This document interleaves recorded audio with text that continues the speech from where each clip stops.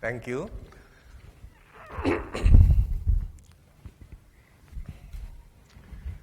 Thank you very much. First of all, I want to thank the organizing committee for this opportunity to be here to listen to a lot of great lectures from great speakers from all over the world. And I also thank you for spending your time here. And I should have about probably 10 minutes if you go by the schedule. But that's okay. We'll see how much we can go. It is not my intention to finish all the slides that I have prepared for you. You can access to the slides and presentation from the organizer so that you can go through in your own time. And besides that, before I start, let's just try to understand what you have heard this morning and what's happening now. We have heard from the first lecture, Dr. Longer, in terms of let's say, fasting mimicking diet. And then I thank very much Professor Fred for going into the difficult part of the presentation, that is the understanding of the cancer pathogenesis and also the Krebs cycle at the cellular level. What I'm going to touch with you is a small part of the understanding of what's happening in your cell and some of the misconception that has been carried with us all along from our medical school. Yeah? And there are a few things here that is controversial, but finally you make your own mind, your own decision, and try to have an open mind in terms of what are the status of our understanding of cancer, of chronic diseases, of your longevity, of your life expectancy. Yeah, because I think we have to have a new paradigm change in our understanding of disease and disease process, because currently what we have been taught have not been able to explain or to cure a lot of the diseases. Certainly there are a few diseases that have not changed at all throughout my lifetime since I am a medical student up to now, and using the same understanding and principle, I don't think we can go further in terms of managing them well. That's number one. Number two, before I go into my lecture,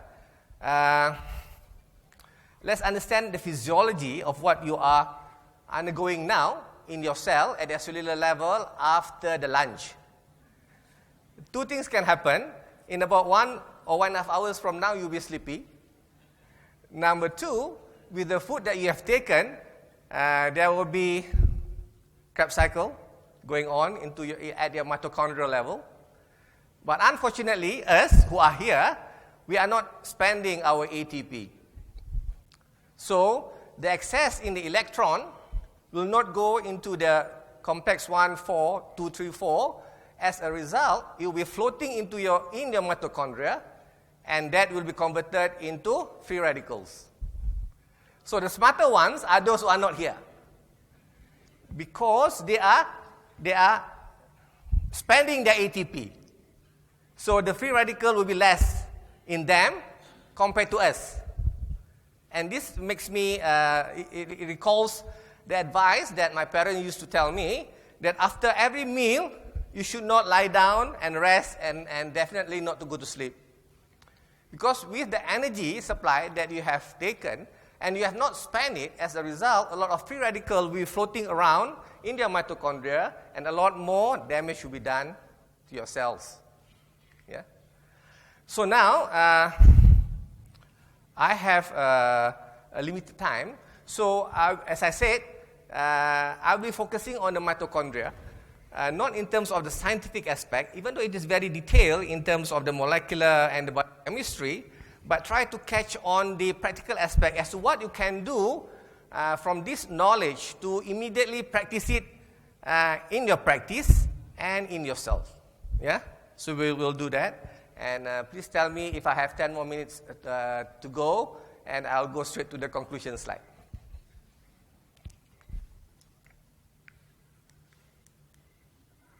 Oh, sorry. Come on.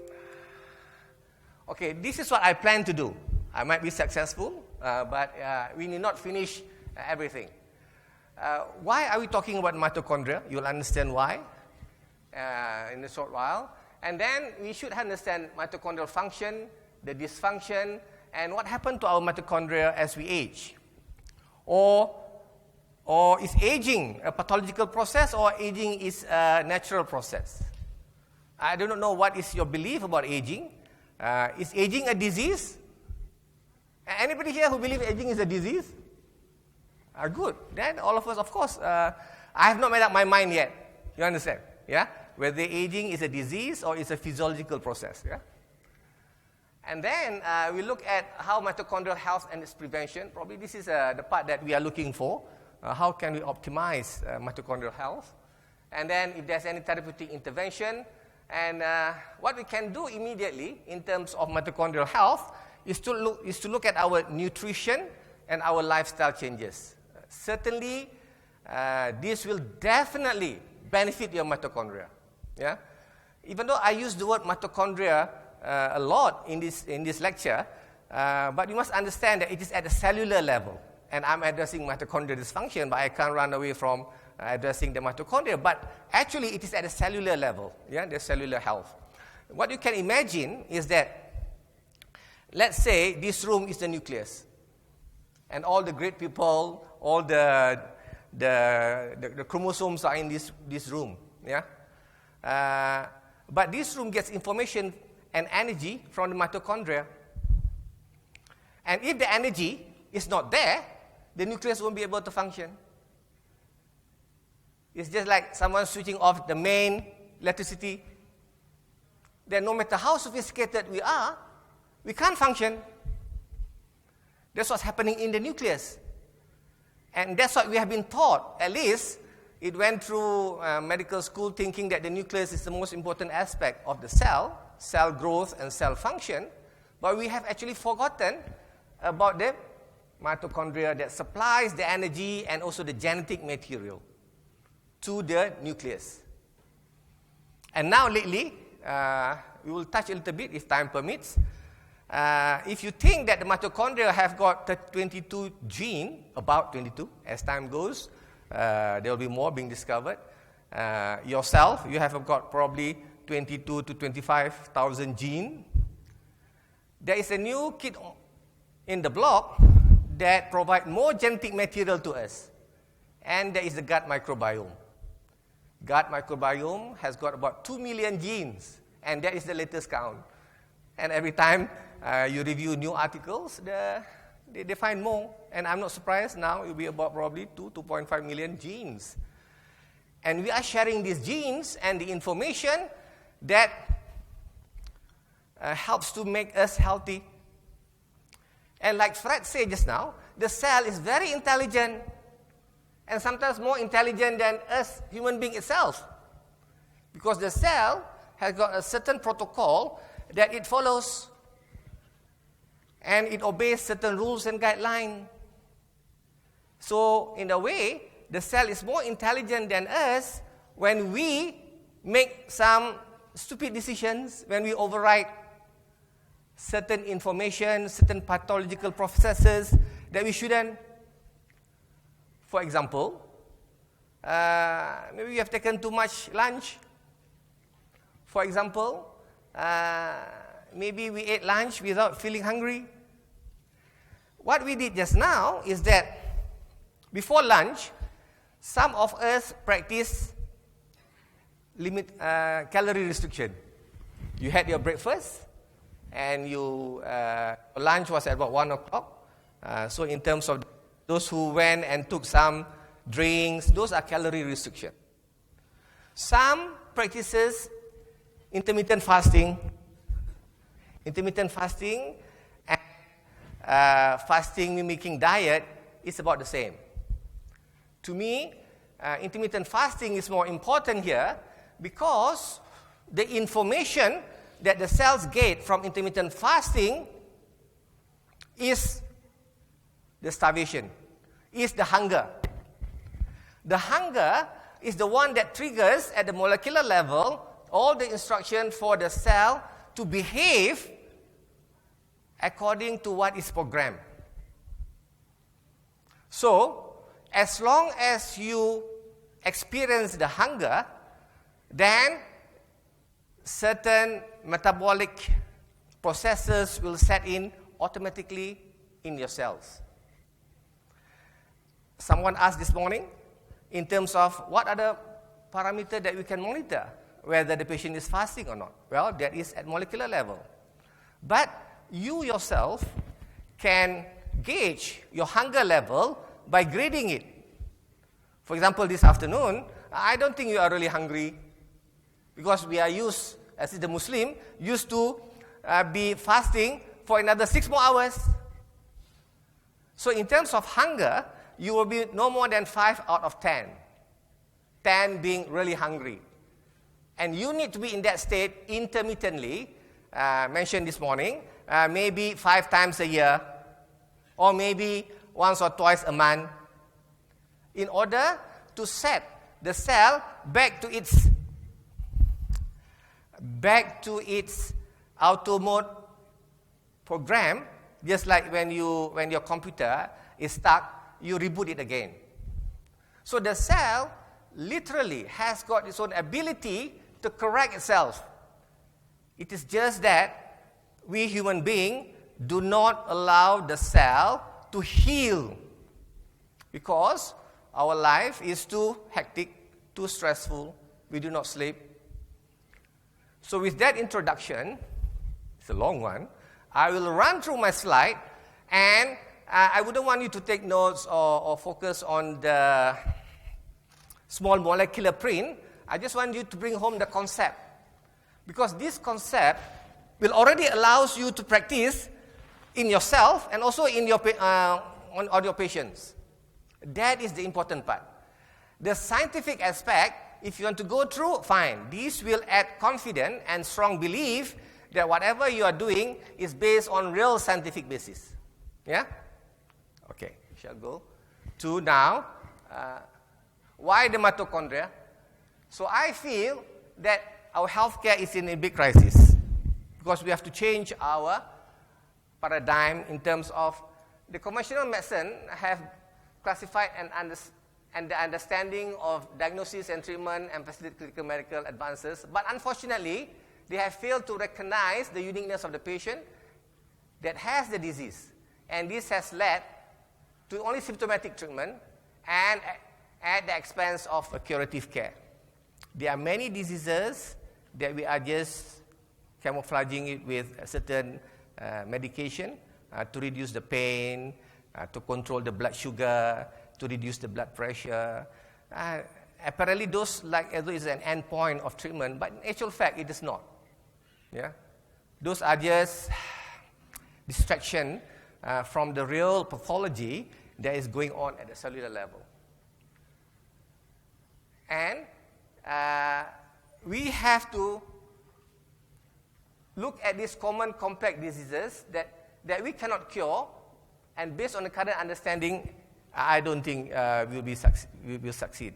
So we have to now look at other aspects of understanding.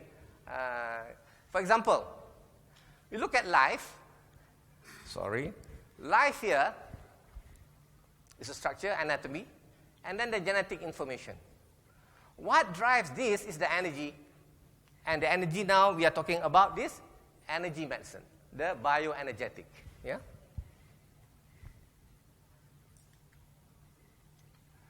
Okay. With that, in terms of the mitochondrial physiology, we now have also looked at that gut microbiome that contains these 2 million genome interacting with the human genome that energize the mitochondria, that influence your human health and your well-being. Okay. In terms of mitochondrial disease, we know that all our cells have got the mitochondria, except for the red blood cell.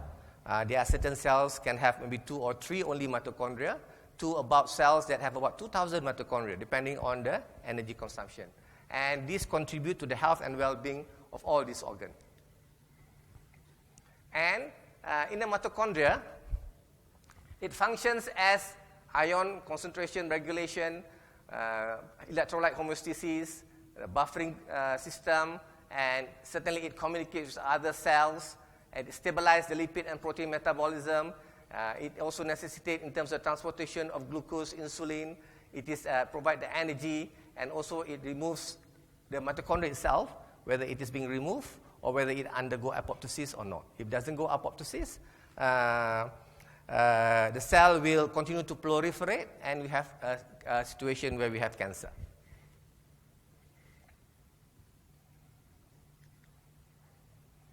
Okay, so the mitochondria have got to do all this, yeah? And this is for hemostasis. Okay. I thank Fred very much for looking at the Krebs cycle just now, and in terms of the electron transport chain. And this is the crux of the matter as to how we are going to increase the efficiency of the oxidative phosphorylation, electron transport transfer, and to look at the efficiency of energy production. What are the source of the fuel and how much ATP that we produce? Both ways, if the fuel is a lot and we do not use our ATP, it also will affect our health. Yeah? And most of the time, believe me, we do take a lot more fuel than what we spend. Yeah? I want to go quickly to the treatment actually. Yeah? This one. Actually, the important aspect, like what Professor Fred has mentioned just now, is in terms of the electron transport chain that releases the electron. There is a gradient here in terms of the internal, what they call this, mitochondrial membrane, the electron gradient, the redox potential. The redox potential is very important to maintain in order to facilitate the movement of hydrogen ion into the cell. At the same time, there's a lot of free radical and also good and bad free radical. Not all free radicals are bad, yeah. And overuse of antioxidant also is not so good because we need some of this free radical to facilitate in this electron transport chain. Therefore, hydrogen ion is a selective antioxidant. Yeah, you should look into what are the antioxidant that is selective in terms of synergy. Because some of the free radicals are beneficial. If you wipe out all the free radicals, then the electron transport chain movement of the electron will be hampered also. Yeah, so the electron will be moved from complex 1 to complex 4, and finally into the production of ATP by using of the ATPase that pumps in the hydrogen back into the system. The hydrogen ion will diffuse easily from the external membrane into the internal membrane. There is pores in the wall of the mitochondria that allows the hydrogen ion to go into. Yeah? Yeah, so the proton gradient across the membrane is the driving force of this ATP and the product of ATP, and the ATP transported into the cytosol in exchange for the ADP that produces the energy. Of course, there's a genetic factor, yeah, and this will lead to the primary mitochondrial dysfunction. And we are not talking about the primary mitochondrial dysfunction here. We're going to talk about the secondary. So I will skip the next 4 slides that talks about the primary mitochondrial dysfunction. We have because this mitochondrial genome, yeah, is susceptible to mutonic stresses, and it is more susceptible, like Professor Fred mentioned this morning, it is more susceptible to the reactive oxygen species because than the nuclear DNA, yeah, because mitochondrial genome constitutes what do you call this? It's closer to the ROS, and they are not protected by the histone, while the nuclear DNA is protected by the histone. Yeah. So the naturally occurring, there is also naturally occurring mutation in the mitochondrial gene that manifests itself in terms of diseases like hypertension, hypercholesterol, and hypomagnesemia. So there is an ongoing mutation that goes on. Yeah, maybe at a subclinical level, and then later on, due to the influence of your lifestyle and environment, the disease become manifested. And this is true in most of the diseases, the chronic diseases that we experience, whether it is cardiovascular, metabolic, neurological diseases, yeah, and the cardiometabolic syndrome, yeah. For example, the cardiometabolic syndrome. The fact that it is a syndrome, it is a composition of multiple diseases. And the fact that it is a syndrome is because we don't understand all these diseases that tend to conglomerate under one pathology. Yeah? But the etiology at the cellular level is almost the same.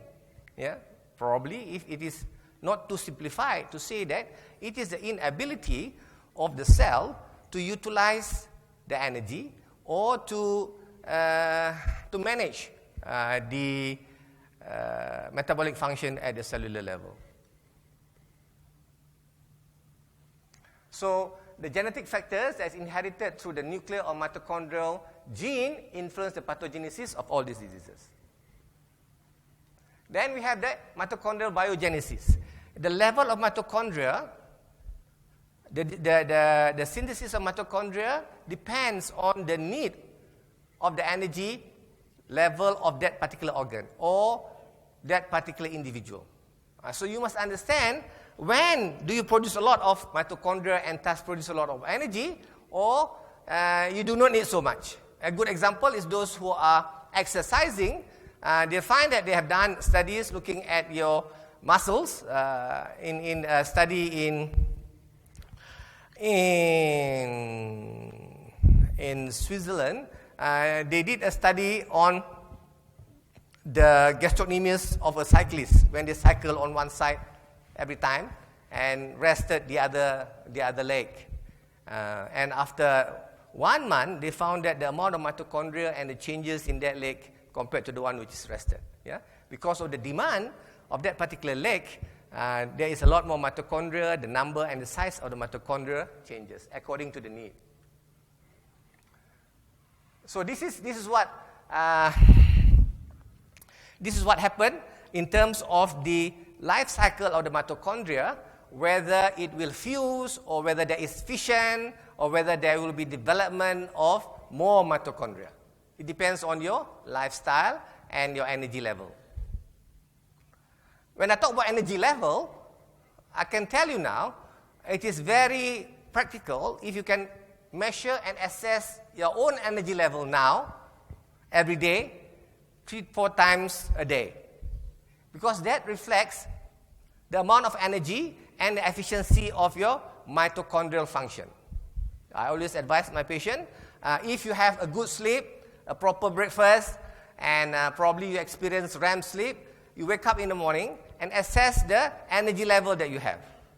Even though it is a very subjective matter, you can quantify the days when you are excited and all driven for the day. Let's use that as subjectively as 10 out of 10. And there are days when you feel so miserable and don't feel like waking up in the morning. Put it at probably 1 or 2 out of 10. Not to the point of 0, because you'll be dead at 0 when you don't to even face the world. You understand, yeah? You can do this energy level assessment in your patient, in yourself, and assess the amount of energy that you are producing and how much energy you need during the day. And this will be reflected in terms of what intervention that we can use and what supplement you need to take. And the easiest one is give them CoQ10. If your mitochondria is not producing enough CoQ10, then you have to supplement it in terms of producing more energy for the day.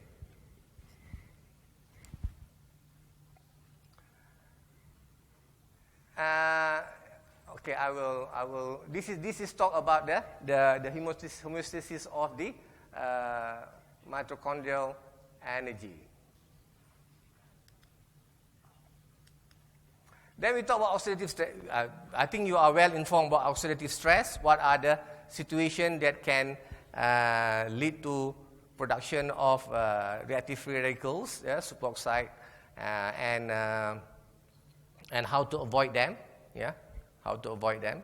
You have to make an effort to reduce all those stresses in your life, in the food, And sometimes without you realizing it, some of the medication that you take will also damage the mitochondria. So we know now that in terms of the respiratory chain, the electron transport system, it will always produce the reactive oxygen species. And this will damage the mitochondrial DNA and other cellular component, and it will lead to mitochondrial dysfunction, apoptosis, necrosis, and over the years, this will lead to aging and disease. It looks as though aging here is classified as a disease situation. Yeah, and so again, I want you all to make up your mind whether do you look at aging as a disease process, or is it a physiological deterioration in the processes of your functional capacity. If it is a physiological situation of reduction in your functional capacity, then there are situations whereby we can slow down this disease process. We can slow down this disease process. No, we shouldn't slow down. If it is a disease, you have to look at it as a physiologically whether you can delay aging or rejuvenate, like this morning, how you can maintain or reduce the process of aging. Can we do that? I do believe, yeah. And also, how does this affect in terms of your age, in terms of your longevity? Again, we are playing around with the terminology here. If you talk about longevity, there's no way that we can know what is your potential life expectancy. Of course, they can do rat studies and look at the average. Of course, we can take the average of the human age. But if you have people like our Prime Minister that lives to 90, or the Mak Rempit that died from MVA at 16, 17 years old, you realize that average life expectancy can change. So what we usually do is that every individual, whenever they see me at the clinic, I will calculate their life expectancy. The formula for the life expectancy is 100 minus your current age. Take 2/3 of that number and add to your age.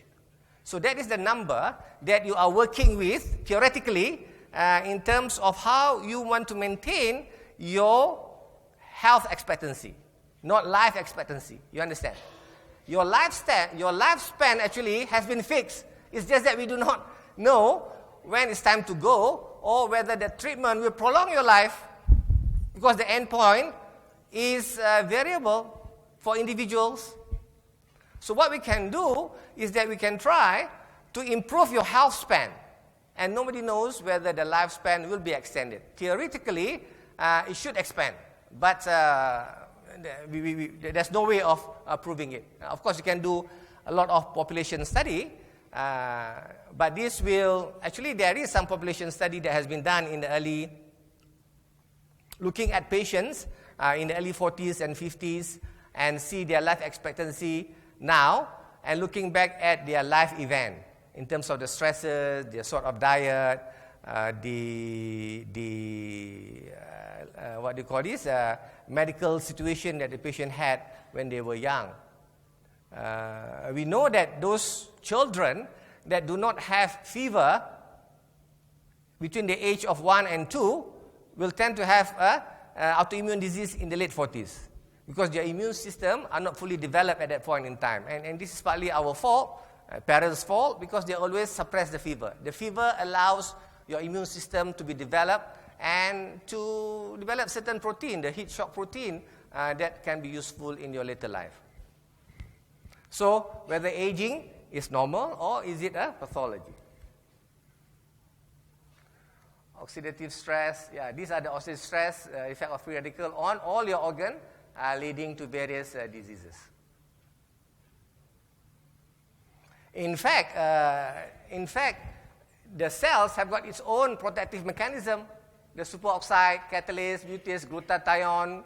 I know some of us use a lot of glutathione. There is a natural glutathione that the cell produce on its own in order to protect the excessive free radicals that it has produced. Yeah. So how you want to administer your glutathione? How much in your practice? You go to the article. It is beneficial in order to prevent cell destruction.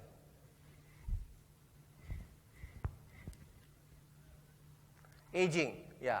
There is also the aging process, where the mitochondrial dysfunction is part of the aging process. Yeah. And the development of numerous age-related chronic diseases. Is it part of aging? Is aging a risk factor? Or because of the mitochondrial defect, we age? This is the chicken and the egg. Which one comes first? Yeah. But these two pathogenesis occurs parallel together. Yeah. Yeah. I want to stress this point in terms of. Okay, this one. Yeah.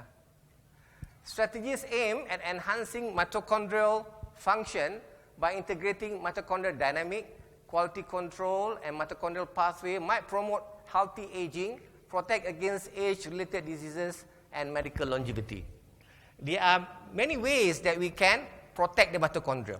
Certainly protect it from damage, but there are other ways where we can enhance the mitochondrial function, the electron transport change, the Krebs cycle, and also in enhancing the multiplication of the mitochondria. We'll come to that.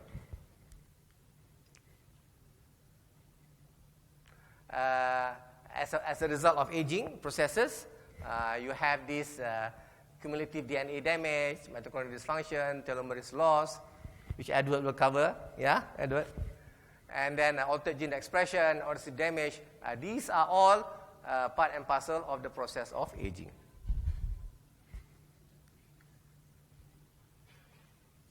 Okay, I want to rush through this one. Yeah. Then mitochondrial dysfunction. We have got this okay. Several components of the system require the whole system of the cell requires routine replacement. Yeah. I used to be one of the doctors that doesn't believe in supplement, the vitamins, the mineral, saying that, oh, there's enough in your food. You'll be lucky if you don't take poison, pesticide, insecticide from your food. Yeah. Not to mention whether you have taken adequate minerals, knowing how our vegetable is being planted now. There's nothing left in the ground for the minerals to go into the roots of these vegetables, because the mode of fasting and the mode of growing these vegetables is so commercialized. Yeah, we used to have crop rotation before, but now we don't. Yeah, the same vegetable is being planted on the same plot of land until the end. There's no more minerals. There's more magnesium, potassium from the ground. So you got nothing to lose by adding them. Yeah, you are the only person who can prove whether you are right or wrong, and try and do it. Yeah, certainly those who have practiced all these vitamins, supplement and infusion, and the patient will tell you almost sometimes immediately how much they feel better. And the first few infusion, it will be a marked difference in terms of their what they have been experiencing in the last 10, 15 years of this electrolyte and minerals and vitamin deprivation. Of course, if people like you and me take any additional vitamins or minerals, it wouldn't be so noticeable because we are almost at optimal. And that indicates that our energy level and our mitochondria is functioning at about probably 80%, 90%. But what about those who are functioning at 50%, 60%? Not to mention those who are sick. Not to mention those who have got cancer. Yeah? So, it needs replacement and repair. How can you repair a structure without providing it with the raw material?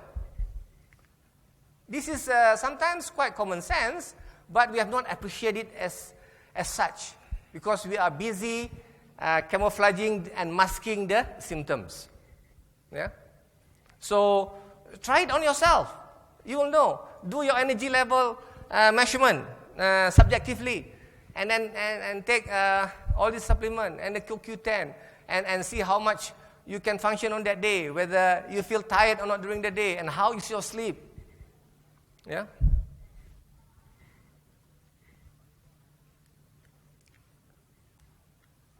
And mitochondrial dysfunction, all these diseases autoimmune, gastrointestinal disorder, fatigue illness, musculoskeletal system, all have the same common symptoms.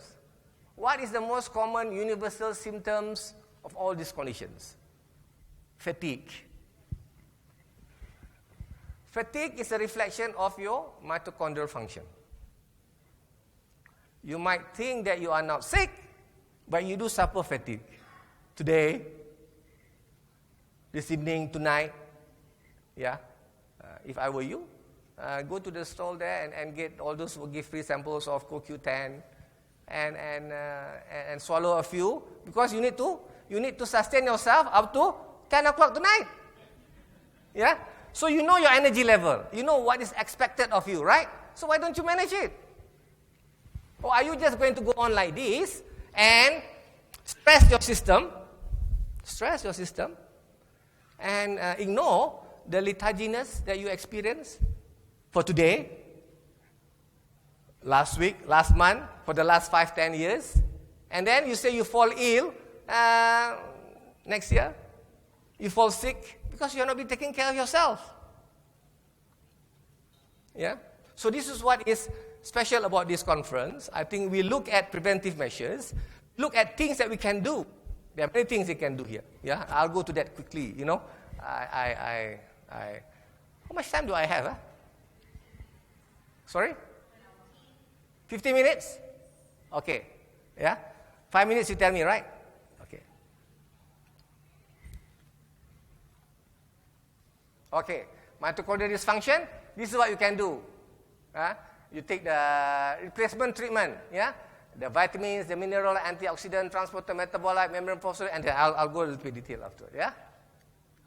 We are not talking about the secondary, yeah? The secondary one, this is another one. I want you to, when I say about these genetic things, yeah, it goes into genetic mutation, many types of mutation. You have the point mutation, we have got the, what they call it, these are so-called inherited. But we must realize that the mutation comes from yourself, those ladies. Those ladies who want to get pregnant must ensure that they are in optimal health 6 months before they get the optimum, because the quality of the egg and the oocyte is dependent on whether there is any mutation or not. So does the man. Yeah? So this is how you should plan your pregnancy. You should tell it to we have passed that period, but to your daughters and how to get better grandchildren. You understand? Yeah? Because you are exposed to all this potential of mutation. That's the point of this slide. Yeah? In order to prevent the primary mitochondrial diseases. I want to go straight to the who are at risk? All of us are at risk. All of us are at risk, yeah? Knowing the current lifestyle that you are all undergoing. And how do you manage the damaged mitochondria? To prevent it, not very clear here. You have to look at the drugs, the toxin, and also your lifestyle. These drugs. This used to be our friend, but now, statins. I don't know who here still use statins. Yeah? It kills your cell. I'm sorry, any cardiologist, yeah? I used to be the culprit. I can tell you many cases, the day they start on statin, they cannot play golf anymore.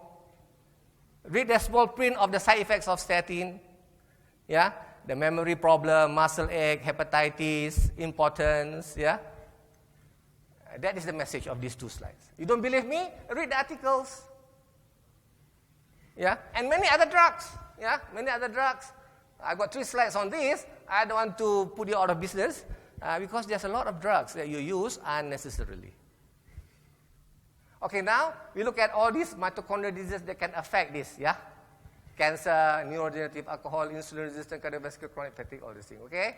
I thank Fred for explaining this thing elegantly, and we should look back at how we manage our cancer patients, yeah?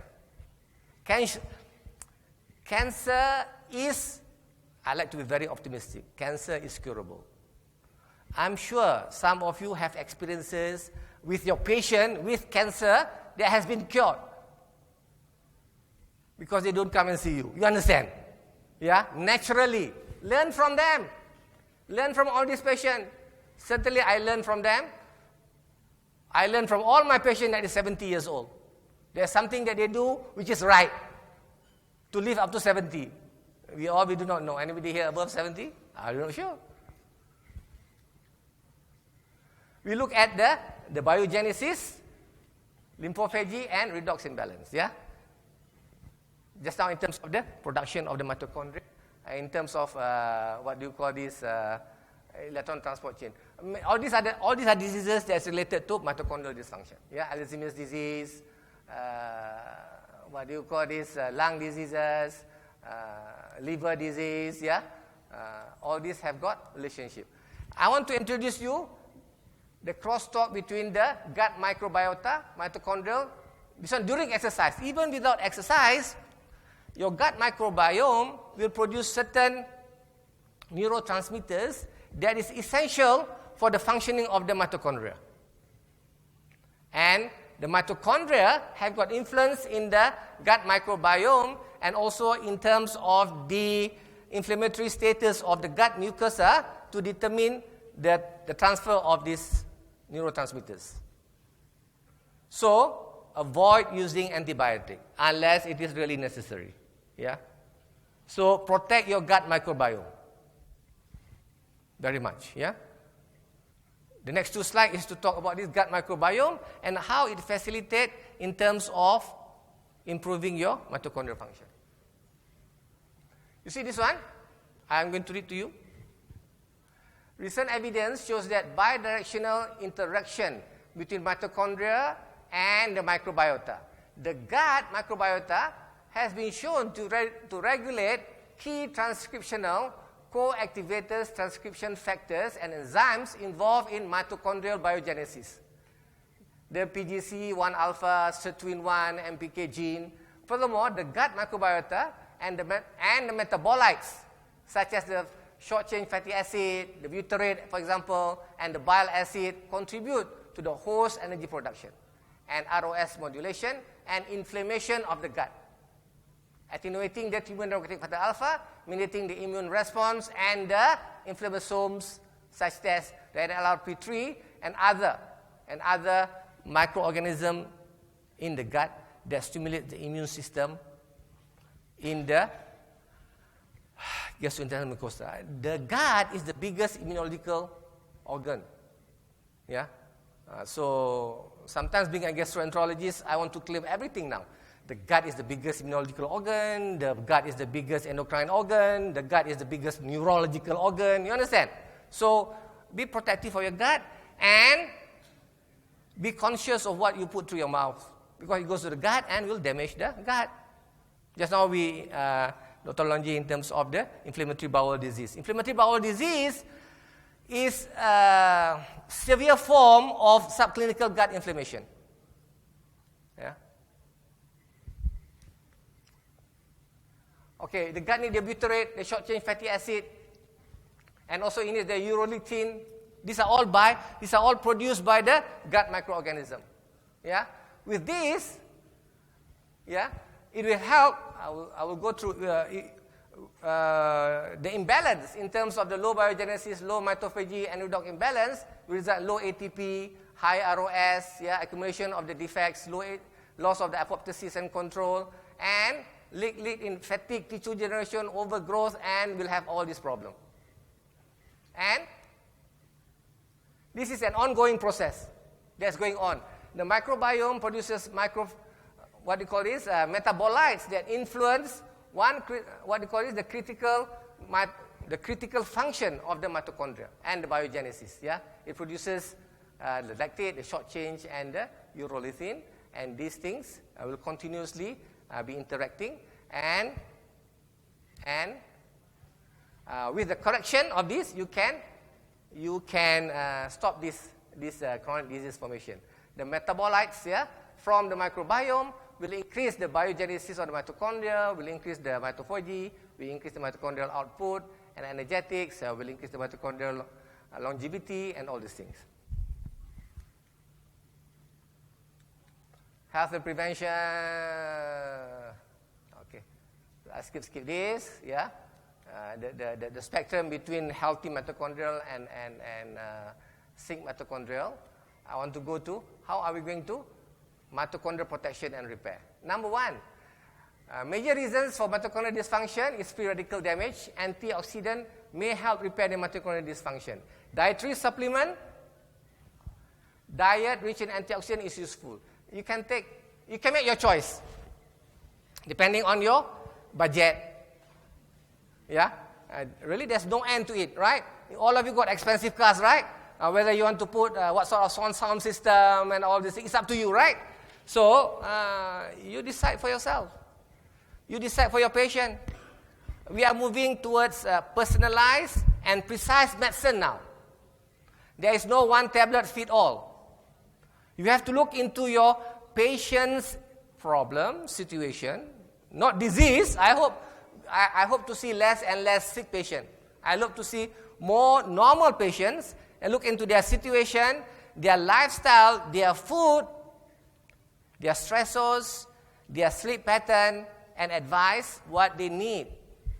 And invest the money that they give to the insurance company that doesn't cover all these things into the supplements that they can take every day.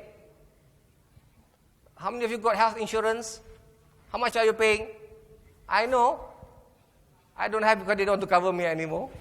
I just asked. I got to pay almost about $1,500 to cover me. How much? Some of you, those younger, fine. You know, people like my mitochondria, there's a lot of holes that allows the leakage of the hydrogen ion and a lot of free radicals there that do not ensures efficient function of my mitochondria. We can go through this, yeah. In terms of the details, I know some of you are using this, CoQ10, lipoic acid, B1, B12, B6, B3, and iron, magnesium, yeah. I hope half of those in this room is taking 1/3 of what is up here. Look into yourself, okay?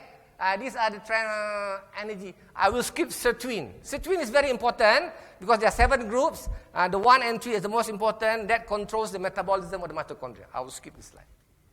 Yeah. This is the effect of just sirtuin 1 into the effect of your metabolic oxidative phosphorylation. Yeah. Thank you, Fred. Fred has explained this. You understand? You see, you have taken all these things this afternoon. Your glucose, your fatty acid, your amino acid. None of you is taking ketones. I mean, those who are fasting will be using energy from the ketones. You understand? Yeah. So, what are you going to do with all those energy? If you do not use the energy, the electron transport chain, there's a lot of free radicals floating into your in your mitochondria. That will damage your cell. Yeah. So, unfortunately, you will be stuck on a chair for the next probably 6, 7, 5 hours until tonight without spending a lot of energy.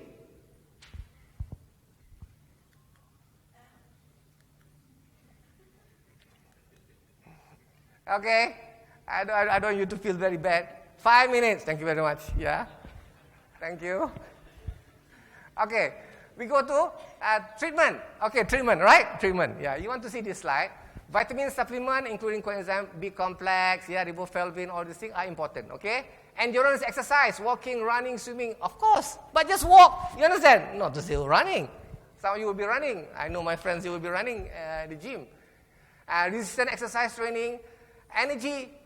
Actually, you should conserve your energy too. There are times when you spend a lot of energy. When you're happy, so you spend energy. You understand? Yeah. Sometimes I advise my cancer patient not to be too happy because they use up the energy, all the energy in the daytime. They still need energy when they sleep because sleep is a detoxification process. It's a repair process. So you don't drain all your energy for the day and you get all excited. You understand? Yeah. And then you need to have the treatment. Physical therapy, respiration therapy. That's why we bring all those jingkong and all those, what do you call this? Movement. You understand? Stretching movement, yeah? And then avoid situation. I don't know whether you can avoid this or not. Starvation, lack of sleep, stressful situation, alcohol, cigarette, drugs, unnecessary medication, food, MSG. These are all bad for your mitochondria. Don't believe me, Go and read. Yeah? Yeah. Don't take my word for it. There are a lot of articles that you can refer. Just refer to Google. I'm just triggering the search word. You understand? Yeah? We can't finish everything. That's just the search word. Preventive therapy. There is pharmacological, lifestyle, fasting, intermittent fasting, ketogenic diet, calorie restriction, cold exposure. I heard last night somebody talking about cold exposure. Cold exposure stimulates your parasympathetic system.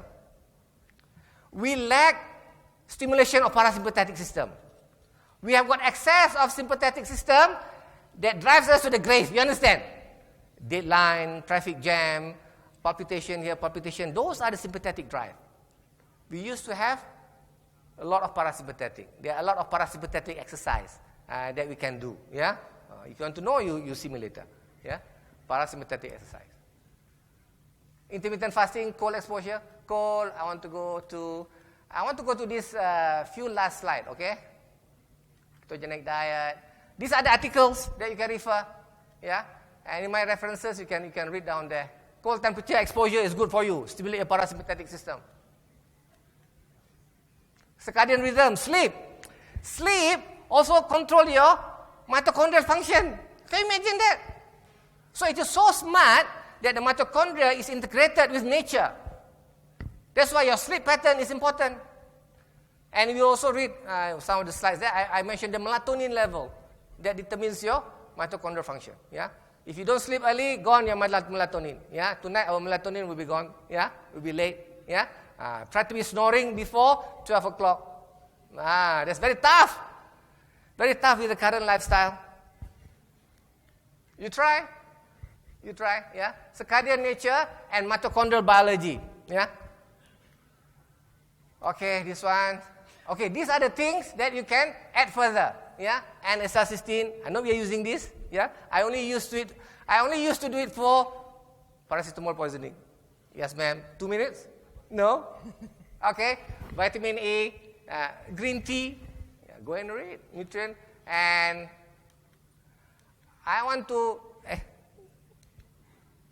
to share with you those who have been supplementing themselves in terms of this good slide for you to be more confident in whatever you're doing is right. This slide, in terms of micronutrient. Feeding the mitochondria, potential role of nutritional component. Yeah? Oh, I love this. You cannot read, but you get it. The point is, you see, nutrition involved in the formation of acetyl-CoA for energy production, starting from the tricyclic acid. You need the B1 for the conversion of pyruvate to acetyl-CoA. Some people take too much zinc. But you have to manage your zinc properly, okay? And the carnitine, essential for beta oxidation, yeah? And the carnitine helps to bring in your free fatty acid into the cell. Without carnitine, your free fatty cannot go into the mitochondria, yeah? And then you have got the pentatomic acid, B5, the precursor of CoA. You got vitamin B12, the formation of acetyl-CoA, important for the tricyclic cycle, you know? And then you have got your niacin, yeah? You need this.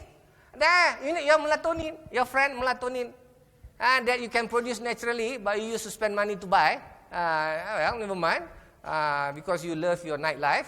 But you need the melatonin, selenium, yeah. All those above 60 must have selenium, 70 selenium, yeah. And then we have the taurine, vitamin E, nitrates, and the riboflavin. This explains where it acts in terms of the electron transport change. So we have to facilitate all those metabolic reactions, okay? I'm going to the summary slide. Again, this one, yeah. There are a few things here that you can, curcumin, I mentioned the curcumin just now, you must understand, it's beneficial, yeah. Okay. Alpha-lipoic acid, finishing, CoQ10. As I said, it's not my intention to go through all the slides. This is the concept that I want to share with you, okay? Okay, summary and perspective. Excess nutrition And sedentary lifestyle cause various pathological conditions that is associated with mitochondrial dysfunction. Genetic factors reduce mitochondrial biogenesis, increase oxidative stress, aging, may be causal factors for abnormalities in your mitochondrial dysfunction. Resultant mitochondrial dysfunction in turn increase the ROS production, resulting in a vicious cycle and cell damage. Antioxidant protect from both mitochondrial dysfunction and insulin resistance. This insulin resistance appears in many of these metabolic and pathological problems. You understand? And what is our result? What is our what steps doing now? Is to give more insulin. I mean, sometimes you got insulin workshop. Insulin is bad for you. You understand? Yeah. Insulin is a stress hormone. Yeah. Too much insulin, you develop cancer. I tell you, I've seen patients developing cancer in front of my eyes. Yeah. Mitochondrial dysfunction seems to play a central role in all these metabolic diseases, neurodegenerative, yeah, therapeutic strategies of mitochondrial function. I've already told you just now. And finally, actually there are no cure for mitochondrial disease, but you can prevent it by taking good nutrition, lifestyle modification to reduce the symptoms of slow decline of mitochondrial dysfunction. Actually, all of you are part of this. Your mitochondrial is slowly declining. Yeah? But don't talk about that. Maybe your mitochondrial you can be more energized. Who knows? But you have not tried. You have not given the benefit to the mitochondrial to function. And then the treatment varies from patient to patient. No treatment are the same. And there's no way to predict the patient's response to the treatment. Only you will know. And you have to guide the patient how he should feel the benefit of all these things. Don't leave it to the patient. The patient wouldn't know. You have to guide them. You have to give all these subjective measurements to them so that they can feel. Yeah? And then no two people will respond to the same treatment the same way, even if they have the same disease. Because we now have to move towards the personalization of the treatment, and you have to be very precise in your treatment. I thank you very much. If I offended anybody, I apologize, but I hope you take the message. Thank you very much, Doctor. You actually did not go over time. We're just running a little late. Okay, I'm sure everyone has a lot of questions. Can we just have one or two questions? Please approach the microphone if you do.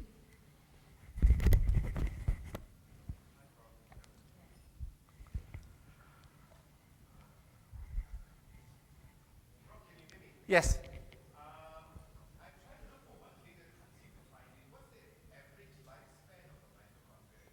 Varies. It varies. And it's so smart that it knows how to accommodate and adapt itself to the demand. Are we talking about weeks? Varies. But I know an immediate way of stopping the mitochondrial's life, poison, cyanide. Immediately, boom, done. But a healthy mitochondria, average sort of lifespan, are we talking about weeks, days, months? Actually, we are talking about between, this is a guess, yeah? Between months to about 15 years. Really enjoy that. Thank you. Yeah. It's a guess. You understand? Yeah. Yeah. Okay. Any other question? Okay. Thank you. Can we have Dr. Homer Liam and Dr. Mazia for the token of appreciation, please?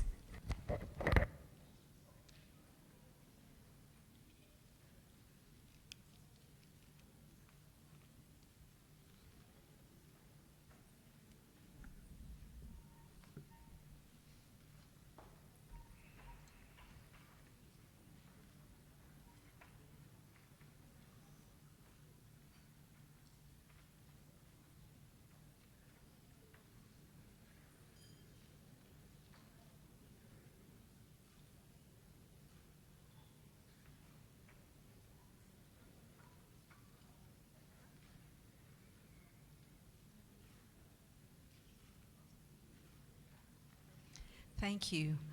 Okay, we have been taught about nutrition. Just a few announcements. There is a